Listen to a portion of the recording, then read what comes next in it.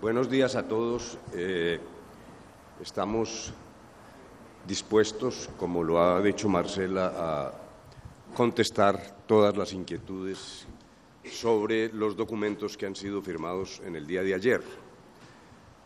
Los colombianos a veces exageramos la retórica, pero en este caso es cierto que este es un día histórico. Es la finalización de un conflicto. La guerra ha terminado y se abre el desafío de construir una paz firme y duradera. El trabajo que hicimos en La Habana ahora está a disposición de los colombianos. Realmente son los colombianos los que deciden si hemos acertado o no.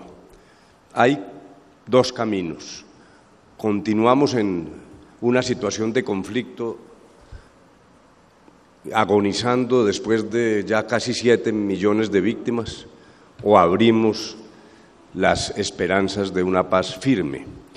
En esencia, es eso lo que tienen que hacer los colombianos, contrapesar aquellas cosas que probablemente no les gusten de lo que hicimos ayer frente a la expectativa futura de terminar un conflicto y abrir oportunidades de crecimiento, de futuro, de mejoramiento de la política, de mayor justicia en el campo, reconocimiento de los derechos de las víctimas, verdad, justicia, reparación.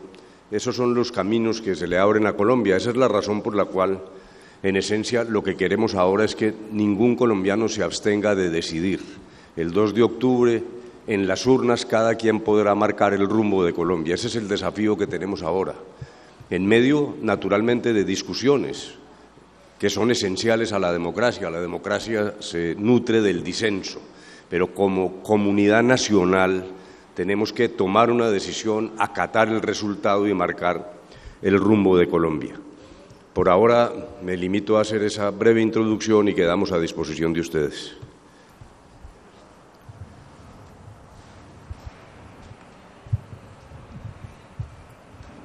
Muy buenos días a todos. Yo quería decir simplemente dos cosas.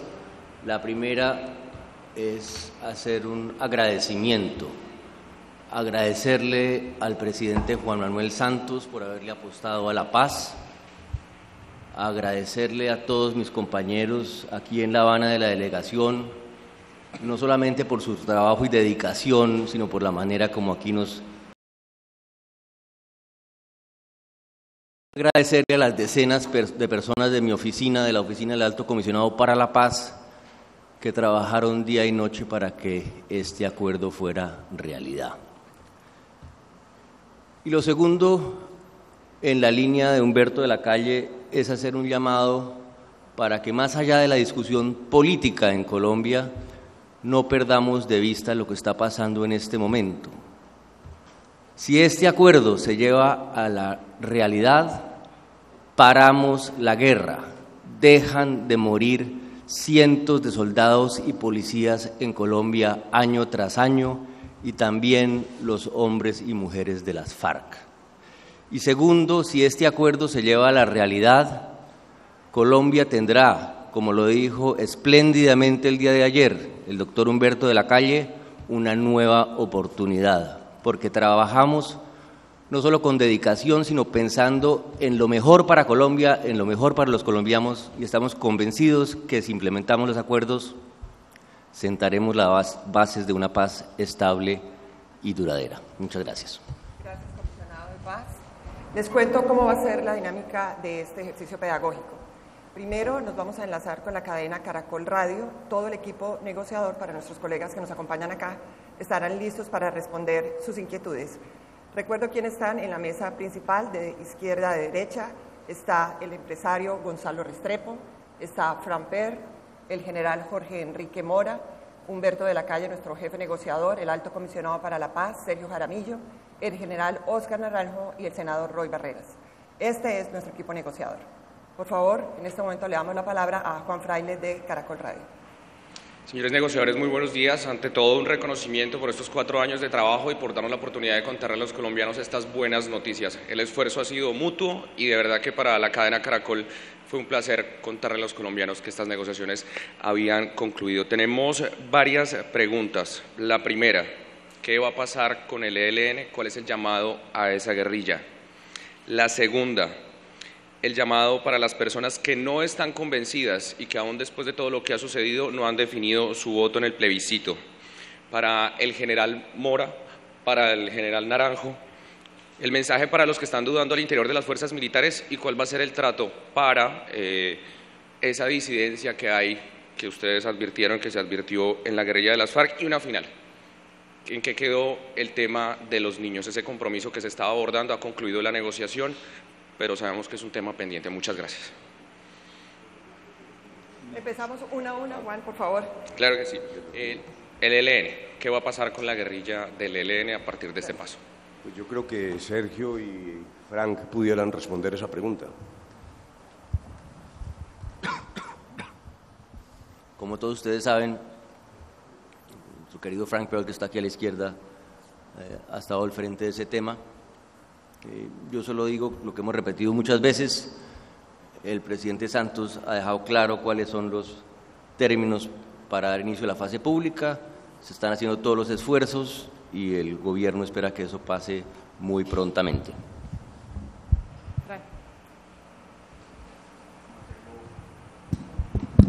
No tengo nada que agregar a la respuesta del alto comisionado, eso es perfectamente correcto. La segunda pregunta relacionada con qué decirle a quienes no han definido su voto. Lo primero es que el desafío es decidir.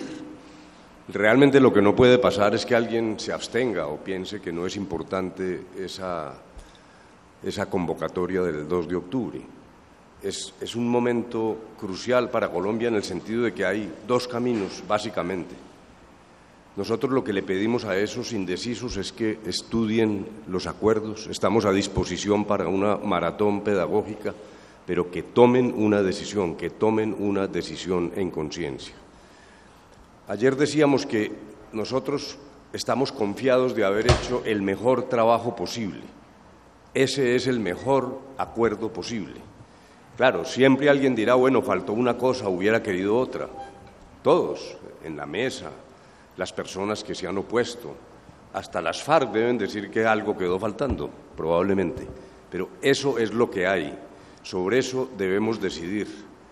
Yo no creo que haya espacio para renegociar, para abrir discusiones. Me parece que tras la experiencia aquí de 4 años con las FARC, ese es el momento de decidir. Y allí es donde yo sugiero que se haga una especie de balance entre las ventajas de terminar el conflicto y abrir opciones de paz y cambios importantes en Colombia, o continuar con un largo y doloroso proceso de victimización. De tal manera que siempre hay ese balance entre lo posible y lo deseable, y entre lo posible y lo realista. Lo realista es lo que hay que estudiar los acuerdos, hay que leerlos, hay que deliberar, y nadie debe abstenerse de tomar esa decisión el 2 de octubre. Claro, la pregunta para el general Mora y el general Naranjo. Hay muchos sectores que han tratado de hacer ruido, de manipular la información que se maneja respecto a las fuerzas militares. ¿Cuál es el mensaje para las fuerzas militares? Y segundo, ¿qué va a pasar? ¿Cuál va a ser el trato con aquellos integrantes de las FARC que decidan no aceptar el acuerdo, como pues se conoció que hubo en su momento una disidencia del Frente Primero?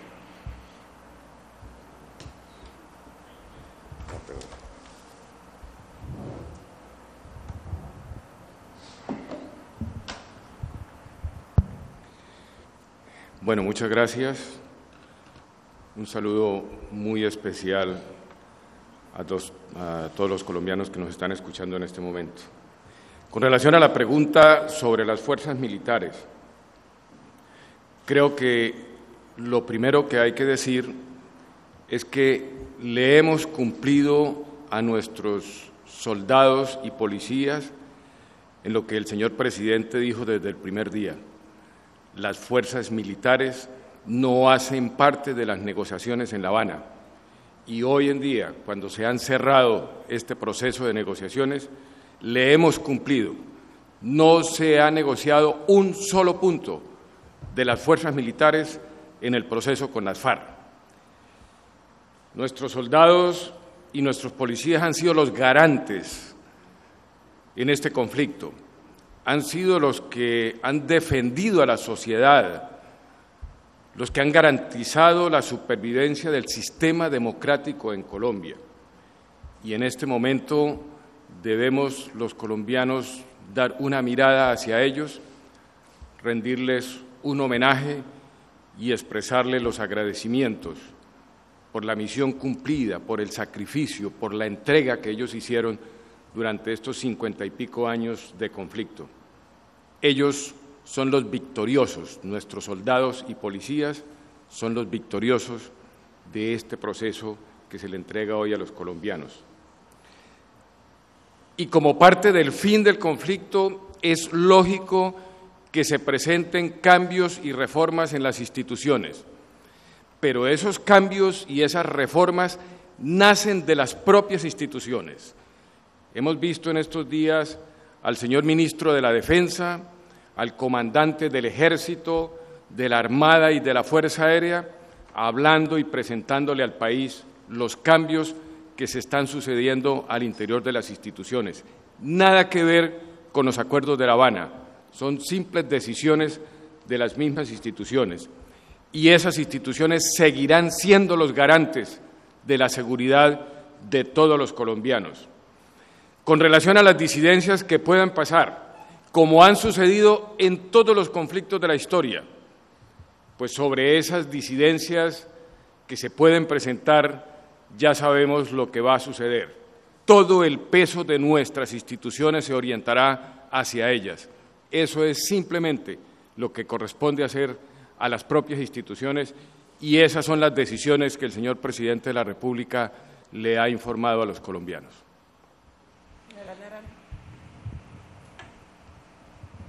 Buenos días, un gusto saludar a los colombianos que nos escuchan y un gusto también y una muy buena oportunidad para agradecer a los medios de comunicación y a los periodistas, a las mujeres y hombres que cubrieron durante estos 4 años este proceso, también aportando una cuota de sacrificio que al final nos permite difundir al mundo y a nuestros ciudadanos que hemos alcanzado la meta de firmar un acuerdo que pone fin al conflicto.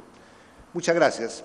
Muy brevemente, diría que cuando ha concluido esta negociación, nuestra convicción y nuestra certeza de que, como negociadores plenipotenciarios del Gobierno, asumimos esta tarea sobre la idea básica de que llegábamos a sentarnos a construir una solución al conflicto colombiano y esa solución partía de la premisa de que Colombia, su sociedad, sus instituciones y el Estado, en ese momento, como ahora se mantiene, reposaban su capacidad negociadora en la solvencia moral y política, que significaba que no veníamos a claudicar en la negociación y que por lo tanto veníamos a construir soluciones para poner fin al conflicto y hacer de esas soluciones una oportunidad para Colombia.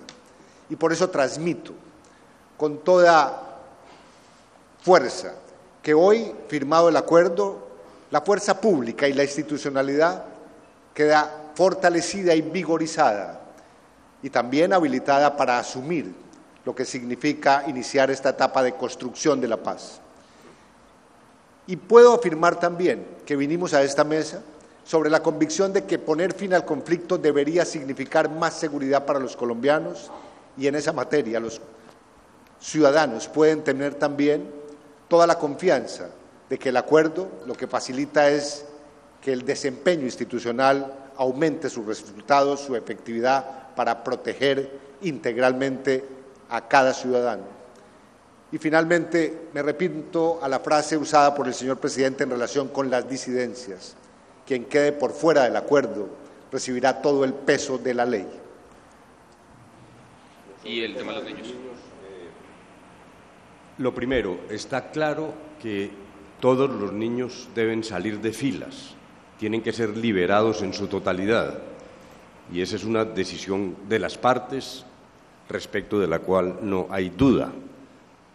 Y eso ocurrirá en el desarrollo y aplicación de los acuerdos, como lo explicará ahora Sergio Jaramillo. Pero distingamos 2 etapas. Un primer propósito era dentro de las medidas de confianza, adelantar la liberación de un grupo de niños aún antes del acuerdo final.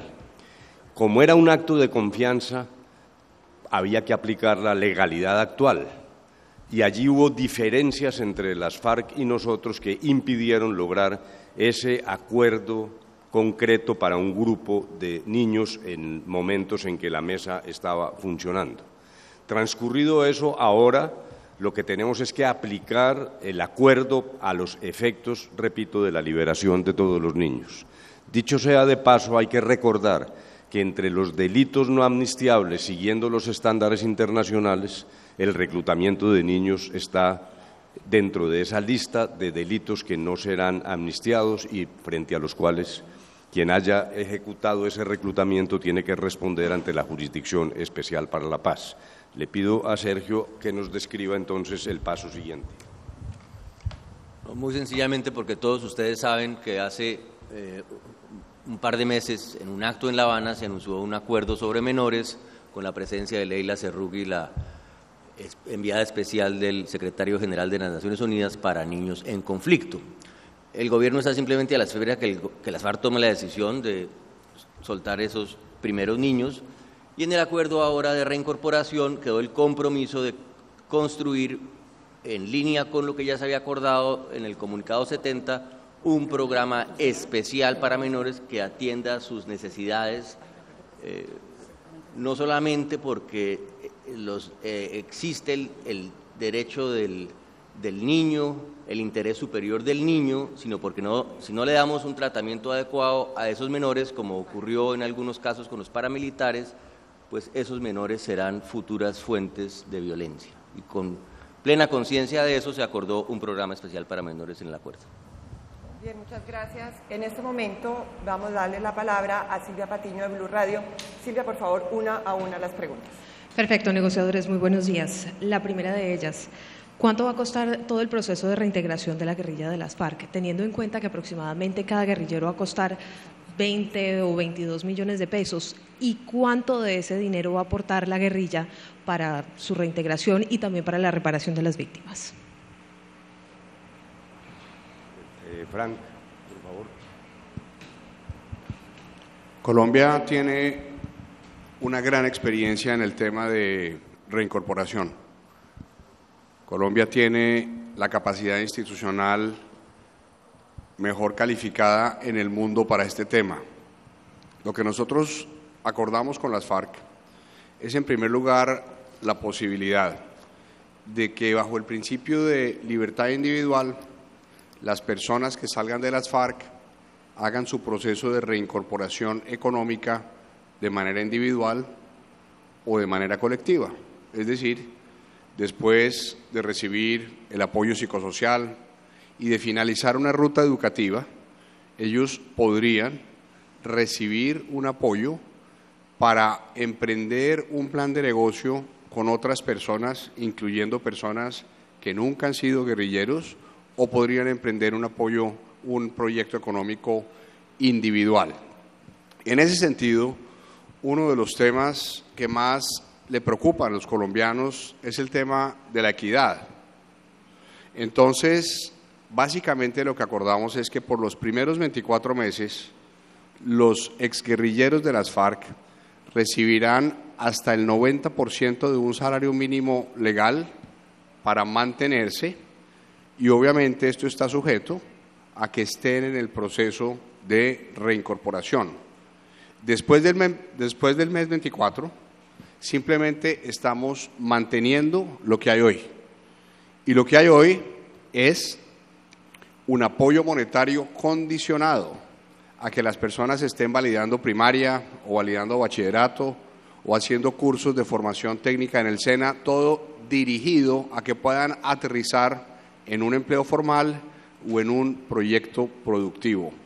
¿Cuánto va a costar todo? Pues va a depender del número de personas que hagan parte de las listas de las FARC cuando lleguemos al punto en el que ellos certifiquen quiénes son los miembros de esa organización. Pero quiero añadir algo muy importante.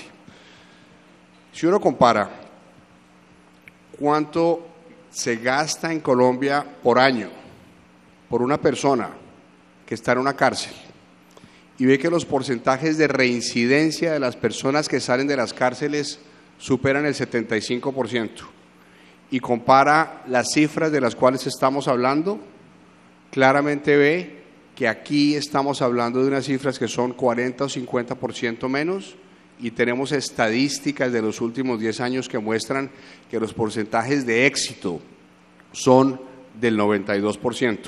Aquí se trata de invertir en las personas para que tengan capacidades de salir al mercado laboral y hacer sus actividades en condiciones normales.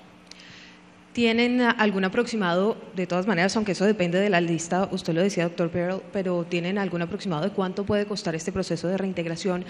Y muy importante, y seguramente se lo están haciendo todos los colombianos, estamos a esta hora en directo para Blue Radio, ¿cuál va a ser el aporte de las FARC? El dinero que tenían las FARC es decir, en efectivo o en tierras.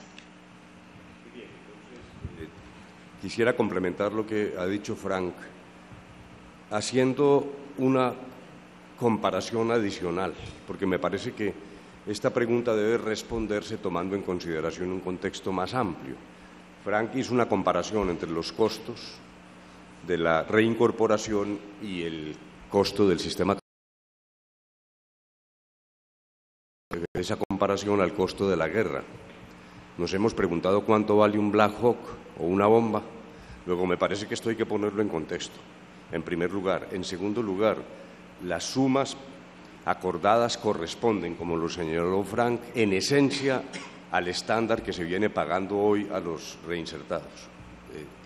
En esencia es, dijéramos, un mismo nivel de atención. Tercero, ¿por qué dinero para las FARC? Primero, para permitir la reincorporación a la vida civil de manera transitoria, pero segundo, también es una protección para la sociedad colombiana. Lo que sería terrible es una especie de metástasis de la violencia en las ciudades si no somos capaces de administrar de manera inteligente y juiciosa un proceso de reincorporación que tenga éxito, como en efecto lo ha tenido la agencia. Luego, realmente la justificación es múltiple. Ahora bien, dinero de las FARC. Entonces, me permito recordar lo siguiente. En el capítulo de justicia se estableció la obligación por parte de las FARC de reparar materialmente. La palabra que usamos es materialmente, reparación material a las víctimas. En segundo lugar, dentro de las funciones del Tribunal de la Jurisdicción Especial para la Paz, en cada sentencia, estos magistrados tendrán que definir el grado concreto y la forma de reparación. Reparación que, repito, es de carácter material. Tercer elemento, en el proceso de reincorporación, y este fue uno de los últimos acuerdos que logramos en los días finales, se definirán las características de esa reparación material a cargo de las FARC. Y por último, muy importante, no se han tocado los instrumentos que posee el Estado para recuperar el dominio de los bienes adquiridos ilegalmente. El enriquecimiento ilícito producto del delito permite la acción del Estado como en efecto la ha permitido, y esos instrumentos no fueron amnistiados, ni borrados, ni debilitados. Luego, la capacidad del Estado sigue siendo la misma. El presidente Santos ha dicho que desde su época de ministro de Defensa ha desplegado todo tipo de actividades para la búsqueda de esos bienes. Eso seguirá así. Eso seguirá así. El Estado no ha renunciado a perseguir los bienes de las FARC. Una palabra sobre la pregunta insistente en la línea de lo que acaba de explicar Humberto de la Calle, y es, ustedes saben que se acordó en diciembre en el acuerdo de víctimas que las FARC repararán materialmente a sus víctimas. Ahora se hizo un acuerdo de reincorporación. ¿Y qué hicimos en estos últimos días? Ligar las dos cosas, es decir, la discusión de la reincorporación se dará en el mismo marco de la discusión sobre la reparación material. Tomemos un ejemplo. Es necesario conseguir unas tierras para poner en marcha, supongamos que unos proyectos de reincorporación. Entonces, Gobierno Nacional. Muy bien, pero ustedes, señores de las FARC, qué es lo que van a poner, porque aquí está su compromiso de reparación material de las víctimas y nosotros nos vamos a mover en esto si vemos que ustedes se van a mover en esto también. Es esa relación la que nos va a permitir asegurar que hay reparación para las víctimas y que las FARC ponen sus bienes sobre la mesa.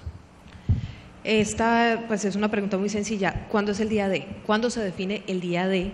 Día a partir del cual ya empieza todo el proceso de desarme, cese el fuego bilateral y de verificación.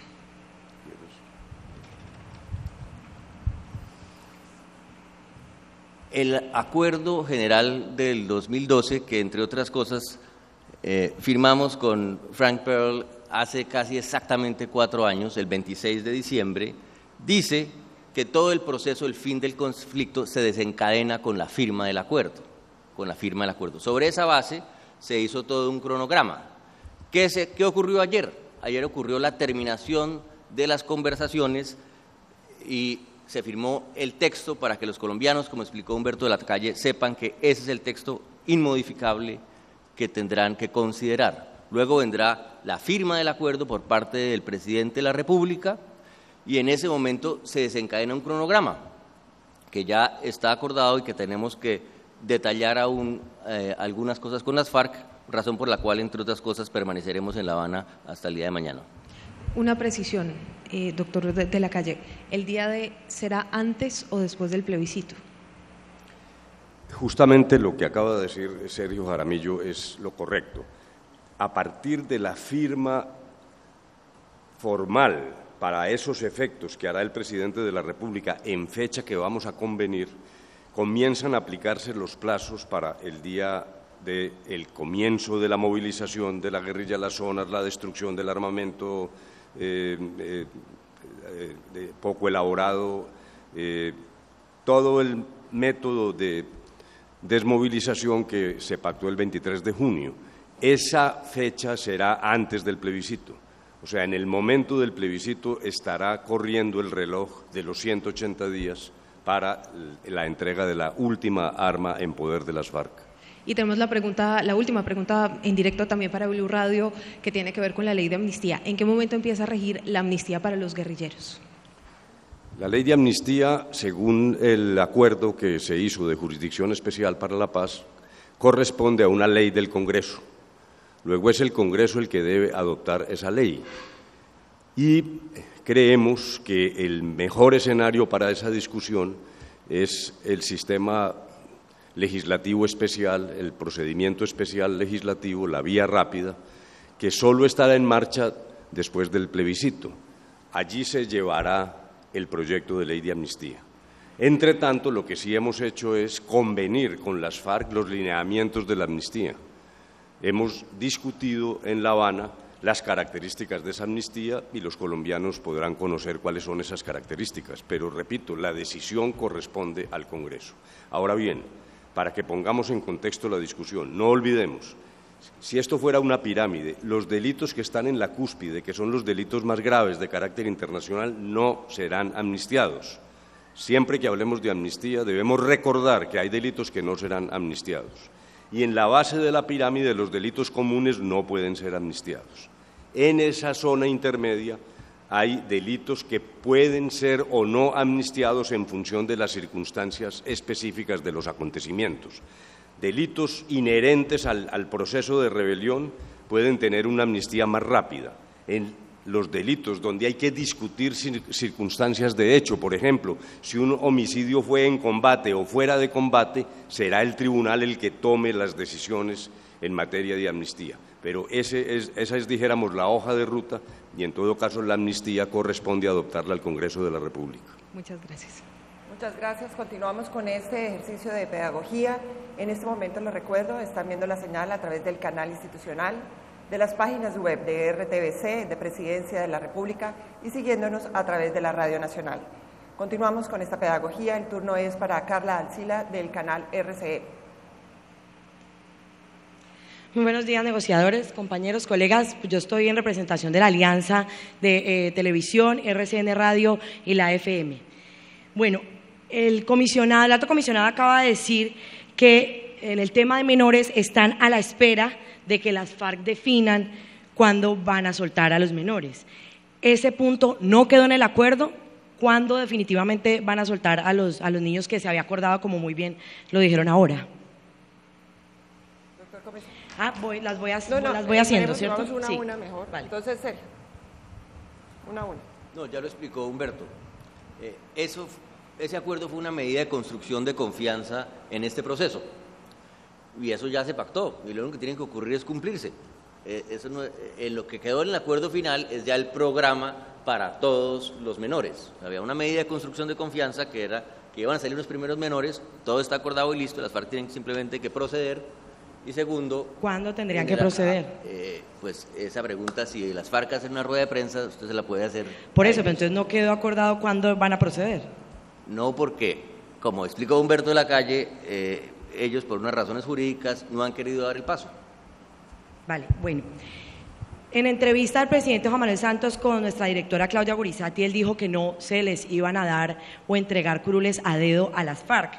Según se ha podido esbozar en el acuerdo, me gustaría que nos explicaran finalmente cómo quedó ese punto, porque a pesar de que hay una figura que los obliga a ellos a ir a la contienda, pues finalmente pareciera que si no obtienen votos, pues se las van a dar a dedo. Bueno, entonces voy ahora a pedirle a Roy Barreras que explique, pero primero hagamos una formulación respecto del contexto general de lo que estamos hablando. Pero me tomo la libertad de complementar una respuesta anterior. Hay una pregunta que puede hacerse un colombiano: ¿y por qué le tienen que dar amnistía a las FARC? No podemos olvidar dos cosas. En el Protocolo 2 de Ginebra, que es norma vinculante al interior del sistema jurídico colombiano, la obligación al terminar las hostilidades es conceder la amnistía más ampliamente posible. Esa es la razón por la cual los delitos más graves no se amnistían, pero respecto de los demás, el Tribunal Especial de Paz examinará las circunstancias. Tampoco se amnistían, obviamente, ya lo dije, los delitos comunes. Pero primero, a la finalización de las hostilidades hay una obligación de carácter legal en Colombia de conceder una amnistía.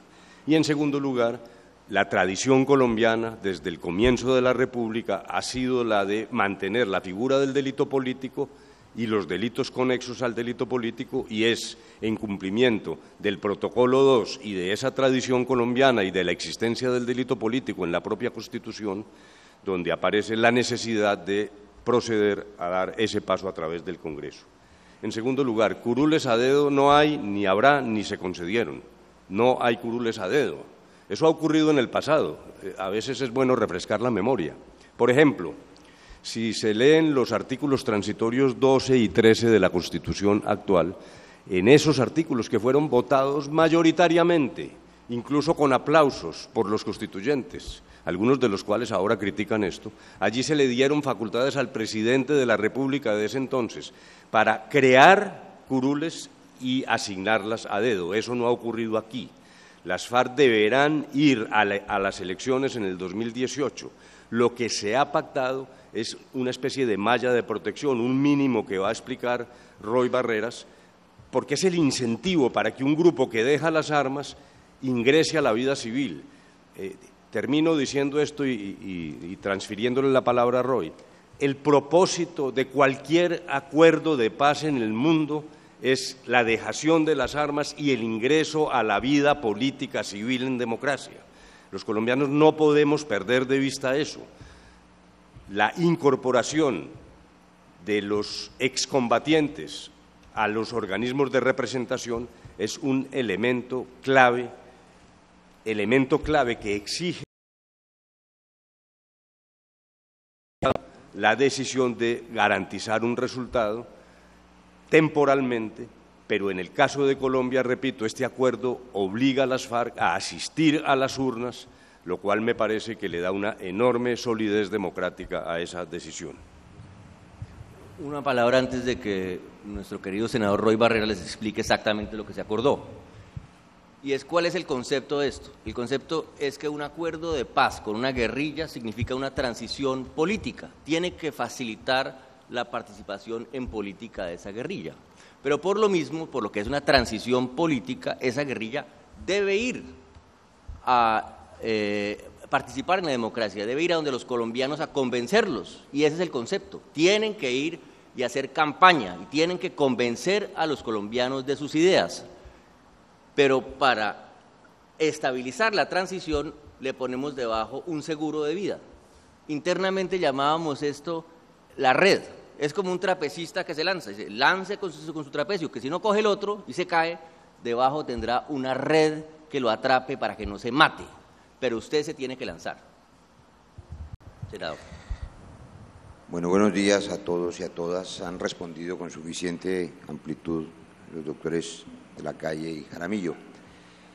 Esta es, como se ha dicho, la última vez que hay una rueda de prensa y quiero responder esta pregunta sobre la participación política de una manera un poco más abierta. Sin embargo, siendo quizá la última intervención, quiero aprovechar para agradecer no solamente la oportunidad histórica de haber ayudado a compartir este sueño, sino la conducción serena, tranquila y firme de Humberto de la Calle durante todo este tiempo. Aquí hay un equipo sincronizado, siguiendo una dirección estratégica clarísima del alto comisionado Sergio Jaramillo. Cada una de las personas que están aquí han dejado un pedacito de su vida aquí en La Habana y han sembrado una semilla de esperanza. Gracias a ellos y a los colombianos que a esta hora, y a las colombianas que a esta hora creen en la paz. Los necesitamos para el plebiscito. Y Carla,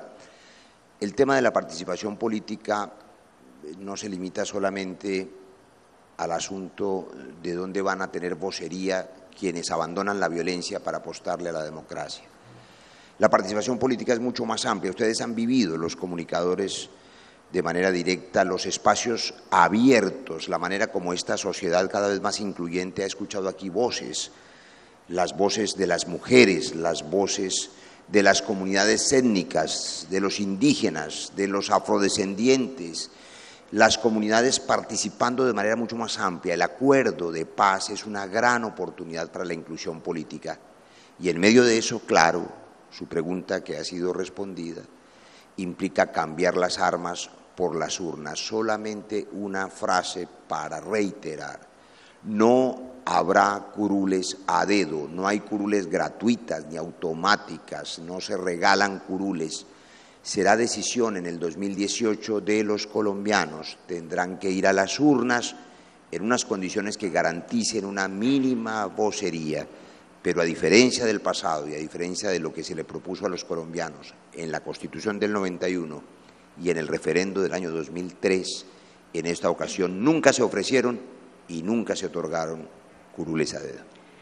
El señor Jaramillo ahorita hizo una explicación en un lenguaje muy coloquial, como digo yo, para Rosita, la de los tintos.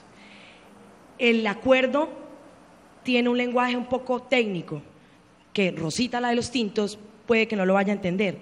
Tienen acordado, obviamente dentro de la pedagogía, traducir todo eso tan técnico que de pronto una persona del común no podría entenderlo tan fácilmente, para que lo dijera y así pueda tener un factor decisorio para votar, por ejemplo, en el plebiscito y más adelante. No, sí, Marcela podría explicarlo, pero en efecto, tenemos dos elementos para responder esa pregunta. En primer lugar, la Corte impuso la obligación al gobierno de brindar pedagogía sin propaganda, dijéramos, que es lo que nos proponemos hacer. Una cosa son las campañas por el sí, otra es una pedagogía neutra que tenemos que brindar. Y es lo que hemos comenzado en estos días y en particular a partir de ayer. Y allí habrá distintos métodos, cartillas, este tipo de contacto con los medios, en fin. Pero en segundo lugar también existe la obligación de entregar una síntesis de los acuerdos en lenguaje natural, llamémoslo así, para que puedan ser comprendidos por los colombianos. Pero aprovecho para lo siguiente. Como pusiste el ejemplo de los niños, yo quiero volver porque yo no estoy seguro de que se haya comprendido exactamente lo que dijimos. Primero, no olvidarlo, no se pueden reclutar niños, y eso está claro. Allí no hay ninguna discusión con las FARC. Está claro en los acuerdos que hay que liberarlos, no puede haber niños en las filas, primero. Segundo, el reclutamiento en los estándares internacionales no será amnistiado. el reclutamiento dentro del esquema internacional y la definición internacional, particularmente del Estatuto de Roma, no será amnistiado. Luego dijéramos, no hay ninguna condescendencia del Estado con el reclutamiento. Tercero, son dos cosas distintas que no podemos confundir. Un acuerdo de medidas de confianza que se intentó, que se pactó, que no ha sido ejecutado, y a eso aludía el doctor Sergio Jaramillo. Las FARC opusieron problemas de procedimiento, porque ese acuerdo de confianza tenía que llevarse a cabo con la legislación vigente. Ellos se referían a un número limitado de niños y era un gesto que debieran hacer y no hicieron. Y nosotros reprochamos eso, no lo hicieron y lo reprochamos. El paso siguiente lo describió Sergio Jaramillo. Dentro del acuerdo hay, naturalmente, obligaciones del Estado para recibir los niños en condiciones materiales y psicosociales razonables y la obligación, en función de la dejación de las armas y del proceso de 180 días, de liberar la totalidad de los niños que estén en las filas de las FARC. Espero haber sido esta vez quizás más claro, ¿no? La última, porque sé que ya me van a levantar aquí atrás. Obviamente en una negociación, cuando una guerrilla pues no está debilitada, sino que son dos partes que se sientan a negociar, pues hay cosas que hay que ceder y que hay que negociar. Pero, ¿cómo explicarle a una persona, vuelvo al tema de una persona del común, que por ejemplo un guerrillero va a recibir un dinero mensual, una especie de pensión, entre comillas, espero no equivocarme con la palabra, y luego durante 2 años va a tener más dinero? ¿Cómo explicarle eso a una persona del común sin que eso genere un nuevo brote de violencia, que alguien diga, no, pues me voy a alzar en armas para que más adelante me den beneficios? Bueno, Roy quiere intervenir en esto, pero déjeme decirle lo siguiente primero. Lo que se pactó corresponde, lo repito, a las líneas, al valor, al monto de lo que hoy la agencia está pagando a reinsertados de las AUC y también de las FARC. Hay reinsertados de las FARC en la agencia que están recibiendo ese auxilio transitorio inicial para su reincorporación a la vida civil. ¿Que eso le conviene al señor miembro de las FARC? Sí, pero a mí me parece que le conviene más a la sociedad colombiana. Lo que no puede pasar, como ha ocurrido en otros acuerdos, es que usted dice, se acabó la guerra y hay una dispersión que termina aumentando la violencia en las ciudades, el secuestro, en fin. Luego, miremos esto desde ambas vías. No solo, claro, es una búsqueda de caminos para que los combatientes que dejen las armas ingresen a la vida legal, a la vida económica legal. Por cierto, esos auxilios iniciales se suspenden cuando el reinsertado entre a un trabajo productivo. Luego es un subsidio estrictamente temporal por pocos meses para abrir las puertas de la economía legal. Segundo, ya lo dije, pero es que me parece que hay que insistir. ¿Cuánto cuesta un Black Hawk? Me parece que $28 millones. Luego, las comparaciones, el contexto hay que hacerlo de manera completa. Es mejor para Colombia seguir no solo con el martirio de las víctimas, con lo que han significado 7 millones de víctimas, sino con el gasto en defensa por razón del conflicto. Es mejor eso que pagarle 600.000 pesos a un guerrillero. Esa es la pregunta. Luego, yo quisiera insistir en eso, que son los temas básicos, pero Roy me ha dicho que quiere agregar algo. Gracias, doctor Humberto. No, como dice Carla, Rosita, la señora de los tintos, aunque Rosita no vino esta mañana, no ha llegado el tiempo. No ha habido tinto. Pero la verdad yo creo que hay que explicarle a los colombianos, a las colombianas, digamos, de la manera más simple y sencilla de la que seamos capaces. Lo primero, para que quede claro, no hay ningún sueldo para las FARC. Lo segundo, más claro aún, no hay ninguna pensión de jubilación para las FARC. Lo ha explicado con precisión el doctor Humberto de la Calle, lo ha dicho Fran Perl, que es quizá uno de los colombianos con mayor experiencia en estos asuntos. Subsidiar a las personas que abandonan la violencia para que puedan volver a la sociedad y a la familia es un propósito nacional. Esta plata no es para las FARC, es para Colombia, para que aquí no pase lo que ocurrió en Centroamérica. ¿Qué tal que, dejadas las armas, abandonáramos a esas personas a su suerte para que empezaran a buscar su destino en grupos delincuenciales o rebuscándose la vida con las armas, que es para muchos lo único que saben manejar.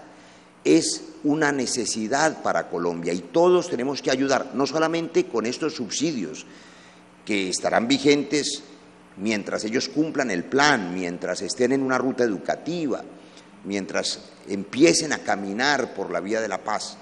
También hay que recibirlos en el corazón y en la familia de los colombianos, en nuestros barrios, en nuestras ciudades, en nuestra historia, que quizá es lo más difícil, porque es una tarea de todos. Y claro, habrá momento, no ahora, porque el tiempo es breve, para hacer comparaciones eficaces como la que también empezaba a hacer el jefe del equipo negociador. La guerra es mucho más costosa. Un solo bombardeo, revisábamos hace unos días, y no quiero referirme a cuál, pero uno de los bombardeos costó 25.000 millones de pesos y duró menos de un minuto. Y hubo muchos bombardeos en esta guerra, para no contar el costo de las vidas humanas, de manera que esto es bien poco comparado con el costo de la guerra. Y además, una última cosa, se ha preguntado mucho sobre el tema de los menores, de los niños, de las niñas. Miren, es natural que este equipo negociador hiciera esfuerzos enormes para que los niños volvieran a casa antes de que terminara la guerra. Era lo más urgente. La guerra se acabó, la guerra se terminó, como es obvio. Todos, no el grupo del ejemplo anterior, en la guerra volverán a casa. Muchas gracias. Bien, en este momento le damos paso a Andrea Rodríguez de la agencia AP. Buenos días, soy Andrea Rodríguez de la agencia de prensa AP. Una precisión y una pregunta. La pregunta está relacionada con el papel de Estados Unidos en esta situación, en este momento y en los nuevos pasos que se abren. Ayer la FARC fue muy enfática en que esperaban a Simón Trinidad. Más allá de los buenos deseos, de que Obama haya dicho cosas bonitas y que Estados Unidos esté muy dispuesto a apoyar, ¿qué se espera exactamente de manera concreta del papel de Estados Unidos en esta nueva etapa que se abre, por lo menos de aquí al plebiscito, y bueno, si después se dice que sí del plebiscito en adelante? Y si realmente lo de Simón Trinidad ha avanzado en alguna dirección. La precisión es, se dijo aquí, el doctor Humberto de la Calle lo mencionó, que la ceremonia, que se espera sea la ceremonia importante, final, que de paso va a ser antes del plebiscito. Asumo que no hay todavía una fecha exacta, si la hay, insisto, me gustaría saberla, pero también el lugar donde va a ser, que ha sido otro elemento sobre el que se ha especulado mucho. ¿Dónde va a ser esta ceremonia? Gracias. Bueno, empiezo por el último punto, que es sencillo. La respuesta es: eso no está definido, ni la fecha ni el lugar, de tal manera que es eso todo lo que podemos decir. Sobre el primer punto, primero, el gobierno de Estados Unidos ha apoyado firmemente el proceso de paz, no solo el Departamento de Estado, sino la propia Casa Blanca, y de hecho, a partir de cierto momento hizo presencia en La Habana el señor Bernard Aronson, que nos ha acompañado y apoyado, al igual que la Unión Europea a través del señor Gilmore. Apoyo político, primero, clarísimo desde la Casa Blanca.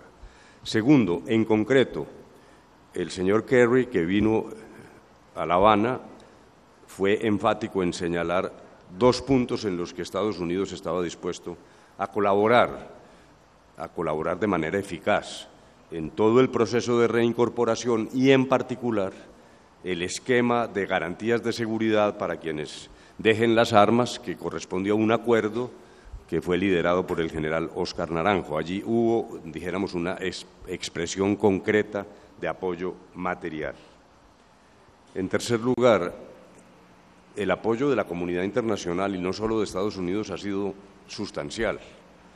Pero no solo eso, miremos también dentro de Colombia.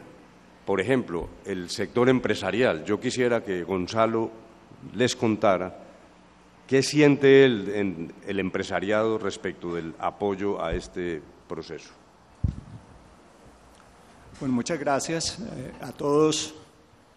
Un saludo muy especial a todos los colombianos y aprovecho para una felicitación a todos mis compañeros de equipo. En realidad lo explicó bien Frank y quiero partir de allí. Los integrantes de FARC pueden optar por dos opciones. Una, la reintegración a la sociedad de manera individual y otra de manera colectiva a través de asociaciones, proyectos comunitarios que desea crear esta organización. La empresa colombiana, sobre todo en lo que tiene que ver con la agroindustria, ha tenido una presencia pobrísima en las zonas rurales de esta nación. Esa presencia ha hecho que el país se haya vuelto un país importador de materias primas que podría generar, constituyéndose en un país autosuficiente. Estamos en una latitud y en una longitud que permite cosechas y desarrollos del campo casi que en todos los días del año. Y allí tenemos una oportunidad perdida que ahora se abre para todos los colombianos.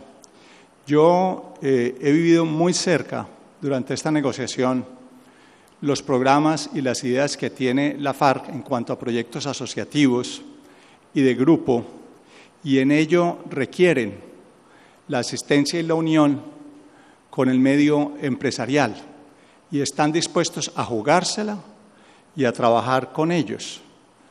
Es, digamos, estar en el mundo de lo que uno no conoce cuánto puede representar, pero sí representa con seguridad, creería yo, más de un 1,5% de desarrollo del PIB de Colombia que se ha estado perdiendo durante todos estos años. O sea que desde el punto de vista empresarial, que es una de las patas de la mesa que sostiene el país, para la FARC es sumamente interesante apoyarse y asociarse con la empresa privada, y para la empresa privada esta es una oportunidad que, siendo difícil de cuantificar, es de altísimo calado y ya se ve un interés muy grande en un grupo muy importante de empresas agroindustriales nacionales que, con el apoyo de un desarrollo de la infraestructura colombiana, vamos a poder desarrollar un campo que hoy en día, termino diciendo, solamente tiene 7 millones de hectáreas dedicadas a estas actividades, y que estimo yo que en un tiempo muy corto, menor a 10 años, podríamos de pronto volver a desarrollar. El tema de los Estados Unidos, en primer lugar, para agradecerle al gobierno del presidente Obama su apoyo, porque el apoyo ha sido total. Y les cuento una breve anécdota. Este señor, a mi izquierda, el doctor Humberto de la Calle, y yo desayunamos en diciembre del 2014 con el secretario John Kerry, y nos dijo, bueno, evalúen en qué momento que piensan que debemos nosotros entrar a acompañarlos allá. Y le dijimos, ya, ese es el momento. Y nos dijo, me vuelvo a Washington, hablo con el presidente y les tengo una respuesta. En un par de semanas, uno de los mejores diplomáticos de los Estados Unidos que supervisó toda la transición de El Salvador, Bernie Aronson, estaba aquí en La Habana. Ese es el nivel de apoyo que hemos tenido, y yo quiero agradecerle al gobierno del presidente Obama, al secretario Kerry en particular, y obviamente a Bernie Aronson. Y dejar la siguiente inquietud: importa mucho para el futuro de este proceso quién es el futuro presidente de los Estados Unidos. Muchas gracias. En este momento damos a otra pregunta. Perdón, no era tanto otra pregunta, sino una parte de la pregunta que tal vez no la planteé bien o no quedó clara. En este sentido, ¿se avanzó en la dirección del regreso de Simón Trinidad? Ayer los vi a todos como en un tono de paz y de mucha armonía y gestos de buena voluntad de parte y parte, y la FARC dejó muy claro que parte de lo que esperaban era el regreso de Simón Trinidad. El acuerdo se celebró entre las FARC y el gobierno de Colombia, y no hay terceros que hagan parte de ese acuerdo. Ese tema por el que usted pregunta no corresponde al gobierno colombiano, Nosotros no vamos a adelantar ninguna opinión sobre el particular. Esa es una decisión de un Estado soberano, que son los Estados Unidos de Norteamérica. Nosotros no vamos a hablar por los norteamericanos y solo nos hemos comprometido a cumplir lo que hemos pactado en el acuerdo que es entre las FARC y el gobierno colombiano, lo repito. Bien, en este momento les pido a los colegas, vamos a hacer un alto, tenemos mucha información, preguntas que están llegando a través de la cuenta de Infopresidencia en las redes, queremos trasladarlas a algunos de los negociadores. Doctor de la Calle, hay muchas dudas sobre el día D, independientemente si ya se acordó la fecha o no. ¿Usted podría claramente volver sobre el punto? ¿A partir de cuándo es el día D? Que es la pregunta frecuente que están saliendo en redes. Sí, no hay ninguna duda. El 23 de junio se estableció que la fecha de la firma formal del acuerdo es el día en que comienzan a ejecutarse todos los procedimientos relacionados con el proceso de desarme.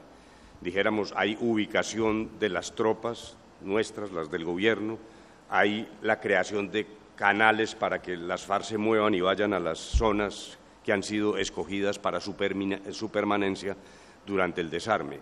Esa firma es entre dos, entre las FARC y el presidente Santos, quien designen las FARC, y tiene que ser convenida entre los dos.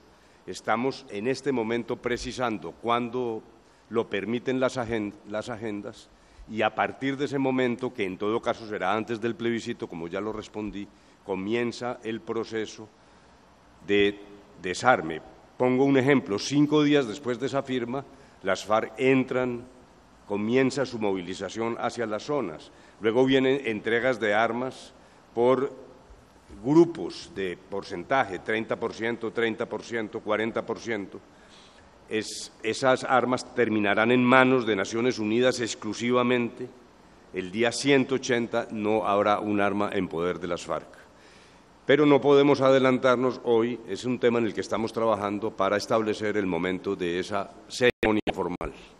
Tenemos otra pregunta que nos llega a través de redes, la leo textual. ¿Los colombianos en el exterior que no estemos inscritos en embajadas podremos votar en el plebiscito? ¿Que no están inscritos? Sí, en los consulados. No, yo preferiría que el registrador se pronunciara sobre eso, no me parece que yo pueda comprometer a la registraduría. La última pregunta, ¿cuál será el sitio de reclusión de las FARC? Es correcto. Tan pronto comience el proceso de desarme y todas estas operaciones que he descrito, una vez a través del procedimiento legislativo especial se adopten las normas sobre la Jurisdicción Especial para la Paz y la amnistía, las FARC pasan a sitios especiales de reclusión que están siendo señalados por el IMPEC, bajo la vigilancia del IMPEC, a la espera luego de las decisiones concretas de la Jurisdicción Especial para la Paz. Los amnistiados, pues se les aplica la amnistía, y los que tienen que responder ante la jurisdicción quedan por cuenta de esa jurisdicción hasta que terminen los procesos y se establezcan las sanciones que corresponden a cada quien. Muchas gracias. En este momento le damos la palabra a Héctor Velasco, de la agencia AFP. Buenos días. Solo dos preguntas. La primera, ¿las FARC van a poder hacer campaña para el plebiscito? Entiendo que hasta ese momento van a todavía ser una organización armada. Y segundo, una pregunta y una precisión. ¿Por qué, si todo depende del resultado del plebiscito, arranca antes la fase de desarme de las FARC? ¿No debería entonces ocurrir después del resultado, teniendo en cuenta que cabe la posibilidad de que el acuerdo sea rechazado? Gracias. Sí, la primera, no hay política con armas. Está claro en todos los protocolos que las FARC no pueden hacer política, salvo al momento en que ingresen a la vida civil. Luego eso no va a ocurrir. Cosa distinta es que ellos manifiestan opiniones a través de los medios de comunicación, pero no hay política con armas. En segundo lugar, el 23 de junio justamente se pactó aquello por lo que usted pregunta. En efecto, a partir de la firma comienzan estas acciones que duran 180 días, al cabo de los cuales no hay un arma en poder de las FARC. Uno podría sostener la lógica suya, esperemos al plebiscito y ahí decidiremos lo que pasa, pero justamente en las particularidades de este acuerdo está claro que desde la firma comienzan a ocurrir hechos en el territorio. Bien, en este momento le damos la palabra a Juan Carlos Mateus de Caracol Televisión.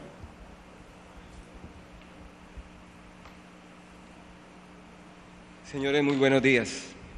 Doctor Jaramillo, me dejó usted inquieto. Dice, ¿le importa a Colombia cuál va a ser el próximo presidente de los Estados Unidos? ¿Por qué lo dijo?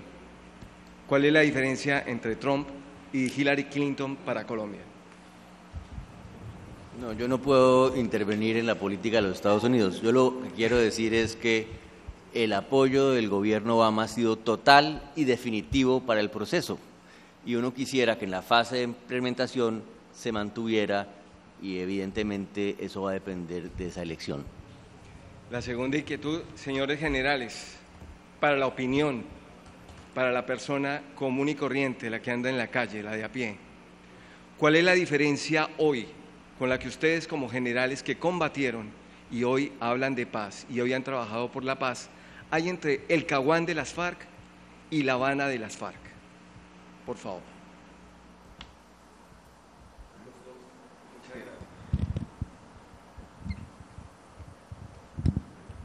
Bueno, muchas gracias.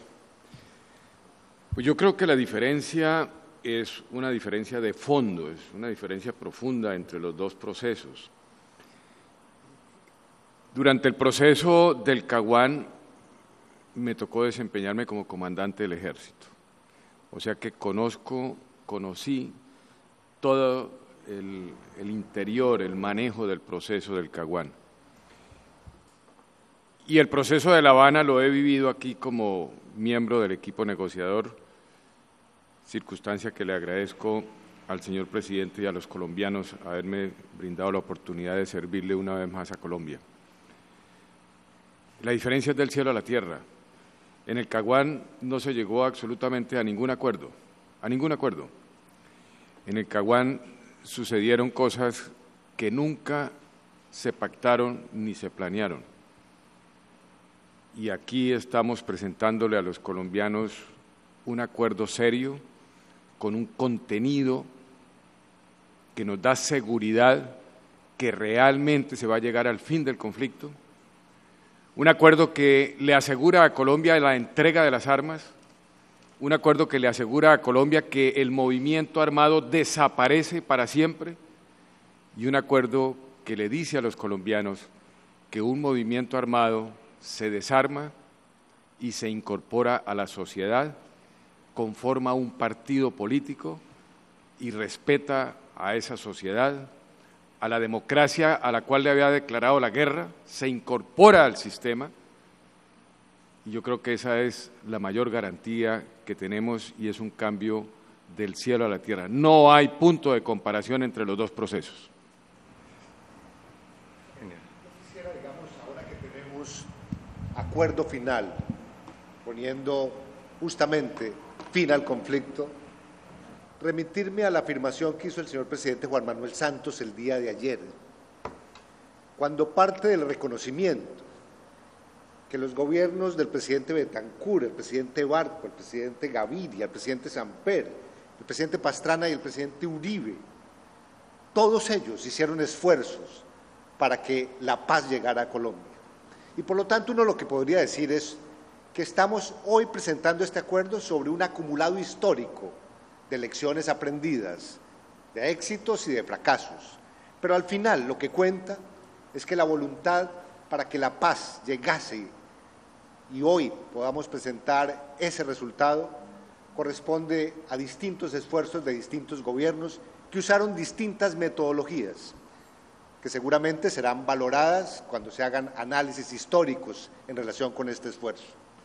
Y por lo tanto, yo invitaría hoy, en este estado de ánimo que tenemos, que miremos al futuro y que nos concentremos en lo que tenemos que hacer, porque también de manera responsable el gobierno ha dicho que poner fin al conflicto no significa haber alcanzado la paz de manera mágica o en automático.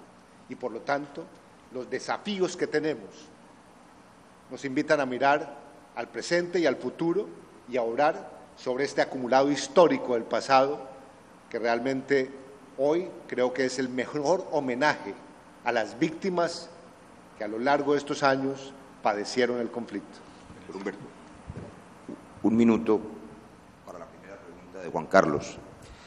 Creo que ha dicho con toda prudencia el alto comisionado que él no puede, ni el gobierno, opinar sobre la política de los Estados Unidos. Creo que soy el único de esta mesa que sí puede y debe hacerlo, y solamente voy a decir algo. Una sociedad deseable es una sociedad incluyente, una sociedad donde se respeten los derechos, una sociedad donde quepamos todos, los indígenas, los negros, los latinos, las mujeres, la comunidad LGTBI, una sociedad abierta y amable que acoja a todos los seres humanos en su territorio. Eso es lo que construye este acuerdo de paz. Ese es el gobierno que merece también cualquier nación, incluyendo los Estados Unidos de América, una nación donde se construyan puentes y no muros. Doctor Restrepo, buenos días. ¿Cómo va a hacer usted para convencer a la totalidad del empresariado por el sí, teniendo en cuenta que hay resistencias? Y pongo una clara, Fedegan, entre otros. ¿Cómo los va a convencer de que el sí es el que vale la pena a nivel empresarial? Yo no voy a convencer al empresariado a que voten por el sí. Yo solamente quiero trabajar con el empresariado a que entiendan y conozcan la negociación y voten por lo que quieran votar, pero a conciencia. Que analicen este acuerdo respecto a los otros acuerdos que se han hecho en el país, respecto a los acuerdos que se han hecho en otras naciones, que vean las inmensas ventajas y oportunidades que abren, pero la decisión es una decisión individual e íntima. Ambas decisiones, el sí y el no, traen consecuencias. Para mí, como colombiano, como ex empresario, el sí trae muchísimas más ventajas.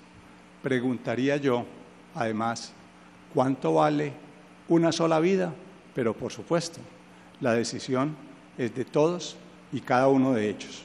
A lo que yo me voy a dedicar es a explicar el acuerdo, pero la decisión es una decisión individual. Obviamente, cuando ocurre un proceso de estos y se somete a la refrendación de un pueblo, esto se debe hacer con absoluto respeto a las libertades individuales y cada uno de acuerdo a lo que crea que va a ser ese nuevo futuro, porque todo existe como una posibilidad.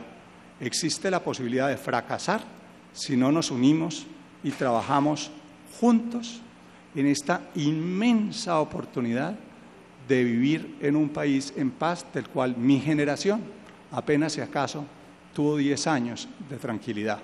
Pero también existe la posibilidad de que seamos pesimistas, negativos, y que creamos que siempre lo conocido es mejor que aquello que podemos hacer unidos.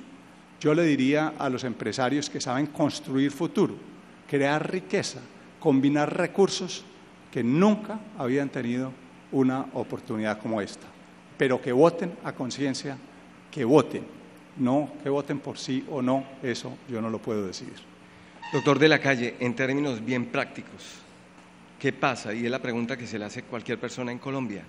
¿Qué pasa si la guerrilla está ya en tránsito, y lo va a estar muy seguramente al momento del plebiscito, y el plebiscito se pierde?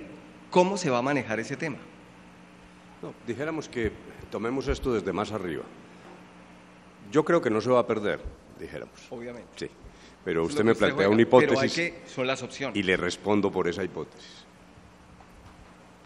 El único colombiano que tiene la competencia para abrir un proceso, mantenerlo o cerrarlo, es el presidente de la República.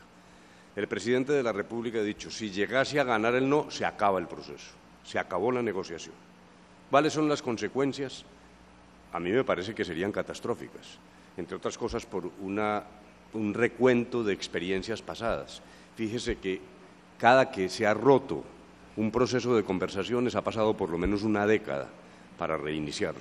Luego, la reflexión que yo le haría a los colombianos es parecida a la que ya hice. Es lo que hay. A mí me parece que hay que tomar esta decisión. Ahí no hay espacio para renegociar nada. Me parece que eso no es práctico. Lo que tenemos es lo que se obtuvo. Cada quien obtuvo. Cada quien podría querer algo más, pero es lo que hay y es el momento de tomar una decisión. Si llegase a triunfar el no, me parece que las consecuencias serían impredecibles, pero lo que está claro es que no hay proceso y ese ha sido un anuncio del presidente de la República. Señores, Bien. muchas gracias. Seguimos en este momento con Marina Menéndez, periodista de Juventud Rebelde de Cuba. Ya completamos hora y 10 de este ejercicio pedagógico. Buenos días. Bueno, se ha hablado en los acuerdos de transformaciones, por ejemplo, transformaciones en el campo como parte de estos acuerdos suscritos ayer. La pregunta es ¿cómo se garantizará que en un gobierno posterior esta parte también importante de los acuerdos se cumpla?